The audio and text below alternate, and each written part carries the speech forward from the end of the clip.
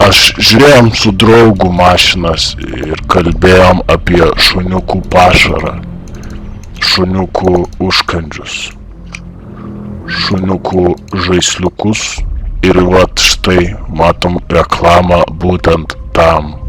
Kalbėjom prieš kelias valandas, informacija yra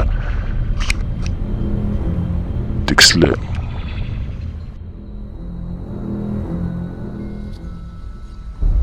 Dar vienas pavyzdys, kalbėjome su draugo mama ir mes kalbėjom apie knygas ir štai po 15 minučių išlindo toks skelbimas, kai aš ieškojau naujų batų.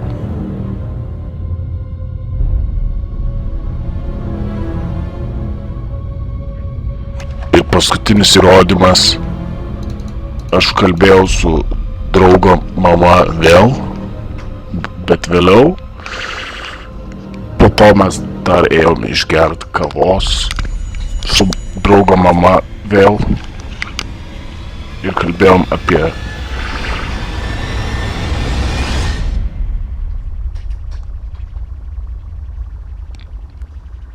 vaiko vežimėlius ir štai matom reklamą būtent vaiko vežimėliui.